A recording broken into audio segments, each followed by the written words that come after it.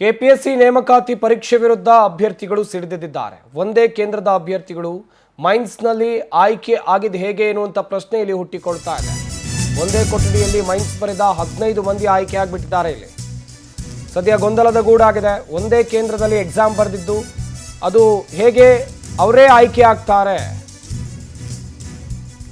KPSC ವಿರುದ್ಧ CBI ತನಿಖೆ ನಡೆಸೋಕೆ ವಿದ್ಯಾರ್ಥಿ ಸಂಘಟನೆಯವರು ವಿದ್ಯಾರ್ಥಿಗಳು ಒತ್ತಾಯವನ್ನ ಮಾಡ್ತಾ ಇದ್ದಾರೆ.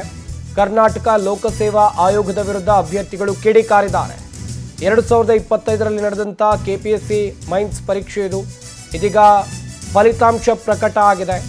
ಸಂದರ್ಶನಕ್ಕೆ ಅರ್ಹತೆ ಪಡೆದಿರುವಂತಹ ಅಭ್ಯರ್ಥಿಗಳ ಪಟ್ಟಿ ಪ್ರಕಟ ಆಗಿದೆ. ಸೀರಿಯಲ್ ನಂಬರ್ ಪ್ರಕಾರ ಸಾಲಾಗಿ ಇದ್ದವರೇ ಆಯ್ಕೆ ಆಗಿದೆ ಹೇಗೆ ಎನ್ನುವಂತ ಪ್ರಶ್ನೆ ಇದೆ.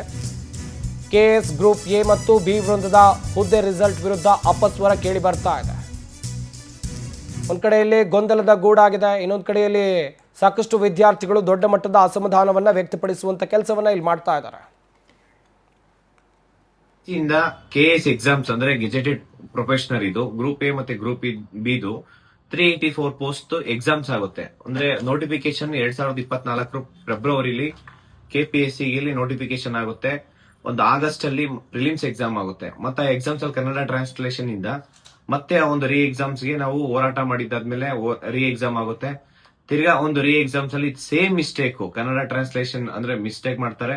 ಮತ್ತೆ ನಾವು ಸಾಕಷ್ಟು ಹೋರಾಟ ಮಾಡ್ತೀವಿ. ಮತ್ತೆ ಕೋರ್ಟ್ಗೆ ಹೋಗಿ ಒಂದಷ್ಟು ಜನ ಅಂದ್ರೆ ಶಾರ್ಟ್ ಲಾಸ್ಟ್ ಮೂಮೆಂಟ್ ಅಲ್ಲಿ 350 ಜನಕ್ಕೆ ಮೇನ್ಸ್ ಅವಕಾಶನೂ ಸಿಗುತ್ತೆ. ಅಂದ್ರೆ ವಿತೌಟ್ ಪ್ರಿಲಿಮ್ಸ್ ಕ್ವಾಲಿಫೈ ಆಗದಿರಾ ಕೆಪಿಎಸ್ಸಿ ಅಕ್ಸೆಪ್ಟ್ ಮಾಡುತ್ತೆ ಕನ್ನಡ ಟ್ರಾನ್ಸ್ಲೇಷನ್ ಎರರ್ ಇದೆ ಅಂತ ಹೇಳಿ. ಆ 350 ಜನ ಅವರು ಕೂಡ ಮೇನ್ಸ್ ಬರೀತಾರೆ. ರಾತ್ರಿ ಎಲ್ಲ ಅಡ್ಮಿಟ್ ಕಾರ್ಡ್ ಇಸ್ಕೊಂಡು ಆ ಒಂದು ಮೇನ್ಸ್ ರಿಸಲ್ಟ್ಸ್ ಇವಾಗ ಏನ್ ಬಿಟ್ಟಿದ್ದಾರೆ ಕೆಪಿಎಸ್ಸಿ ಇಂದ ಅದರಲ್ಲಿ ಸಾಕಷ್ಟು ಗೊಂದಲ ಉಂಟಾಗಿದೆ ಸ್ಟೂಡೆಂಟ್ಸ್ ಆಸ್ಪಿರೆಂಟ್ಸ್ ಗೆ.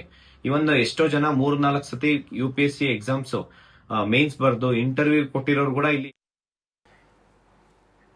ಈ ಬಗ್ಗೆ ಇನ್ನಷ್ಟು ಮಾಹಿತಿಯನ್ನ ಕೊಡ್ತಾರೆ ನಮ್ಮ ಪ್ರತಿನಿಧಿ ಸುಷ್ಮಿತಾ. ನೇರ ಸಂಪರ್ಕದಲ್ಲಿ ಜಾಯ್ನ್ ಆಗ್ತಾ ಇದ್ದಾರೆ. ಸುಷ್ಮಿತಾ, ಕರ್ನಾಟಕ ಲೋಕಸೇವಾ ಆಯೋಗದ ವಿರುದ್ಧ ಮತ್ತೆ ಆರೋಪ ಕೇಳಿಬರ್ತಾ ಇದೆ. ಸದ್ಯಕ್ಕಿರುವಂತ ಪ್ರಶ್ನೆ, ಒಂದೇ ಕೇಂದ್ರದ ಅಭ್ಯರ್ಥಿಗಳು ಮೈನ್ಸ್ನಲ್ಲಿ ಆಯ್ಕೆ ಆಗಿದ್ದು ಹೇಗೆ ಅಂತ ಹೇಳಿ.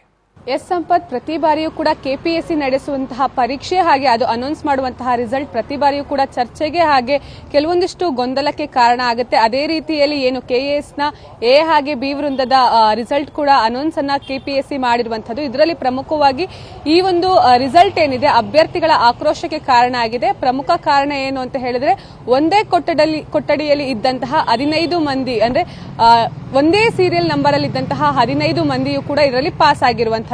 ಪ್ರತಿ ಬಾರಿಯೂ ಕೂಡ ಅದರಲ್ಲೂ ಕೂಡ ಪ್ರಿಲಿಮಿನರಿ ಪರೀಕ್ಷೆ ನಡೆಸಬೇಕಾದ್ರೂ ಕೂಡ ಸಾಕಷ್ಟು ಚರ್ಚೆಗೆ ಕಾರಣ ಆಗಿತ್ತು ಈ ಒಂದು ಕೆಪಿಎಸ್ಸಿ ಪರೀಕ್ಷೆ. ಯಾಕಂತ ಹೇಳಿದ್ರೆ 2 ಬಾರಿ ಪರೀಕ್ಷೆ ನಡೆಸಿದಾಗ್ಲೂ ಕೂಡ ಕ್ವೆಶ್ಚನ್ ಪೇಪರ್ ಸರಿಯಾಗಿ ಅದು ಅನುವಾದ ಆಗಿಲ್ಲ ಅನ್ನುವಂತಹ ಕಾರಣಕ್ಕೆ ಈ ಒಂದು ಪ್ರಿಲಿಮಿನರಿ ಪರೀಕ್ಷೆಯನ್ನ ಕ್ಯಾನ್ಸಲ್ ಮಾಡಿ ಡೈರೆಕ್ಟ್ ಆಗಿ ಮೇನ್ಸ್ ಪರೀಕ್ಷೆಯನ್ನ ಬರೀಲಿಕ್ಕೆ ಅವಕಾಶವನ್ನ ಕೂಡ ಕಲ್ಪಿಸಲಾಗಿತ್ತು.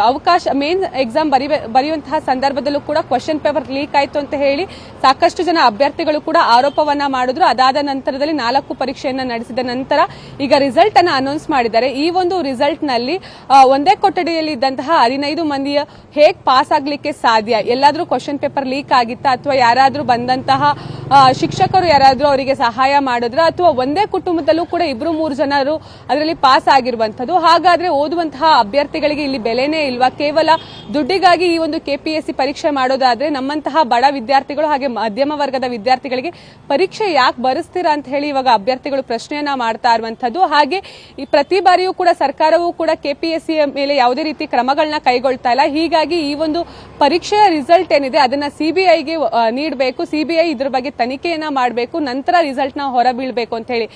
ಯಾಕಂತ ಹೇಳಿದ್ರೆ ಇವಾಗ ಬಿಟ್ಟಿರುವಂತಹ ರಿಸಲ್ಟ್ ಏನಿದೆ ಅದು ಪ್ರಮುಖವಾದಂತಹ ರಿಸಲ್ಟ್. ಇಂಟರ್ವ್ಯೂಗೆ ಹೋಗ್ಲಿಕ್ಕೆ ಈ ಒಂದು ರಿಸಲ್ಟ್ ನ ಇವಾಗ ಬಿಟ್ಟಿರುವಂತದ್ದು.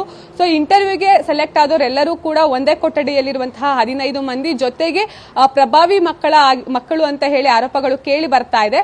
ಒಂದು ವೇಳೆ ಏನಾದ್ರು ಸಿಬಿಐಗೆ ಒಪ್ಪಿಸಲಿಲ್ಲ ಅಂತ ಹೇಳಿದ್ರೆ ನಾವು ಹೋರಾಟವನ್ನು ಮಾಡ್ತೀವಿ ಅಂತ ಹೇಳಿ ವಿದ್ಯಾರ್ಥಿ ಸಂಘಟನೆಗಳು ಹಾಗೆ ಕೆಪಿಎಸ್ಸಿ ಅಭ್ಯರ್ಥಿಗಳು ಇವಾಗ ಸರ್ಕಾರಕ್ಕೆ ಎಚ್ಚರಿಕೆಯನ್ನ ಕೊಟ್ಟಿರುವಂತದ್ದು. ಕಾದ್ ನೋಡಬೇಕಾಗಿದೆ ಸರ್ಕಾರ ಇದ್ರ ಬಗ್ಗೆ ಯಾವ ರೀತಿಯ ಕ್ರಮಗಳನ್ನ ಕೈಗೊಳ್ಳುತ್ತೆ ಅಂತ ಹೇಳಿ. ಸಂಪತ್, ಥ್ಯಾಂಕ್ ಯು ಸುಷ್ಮಿತಾ ತಮ್ಮೆಲ್ಲ ಡೀಟೇಲ್ಸ್ಗಾಗಿ.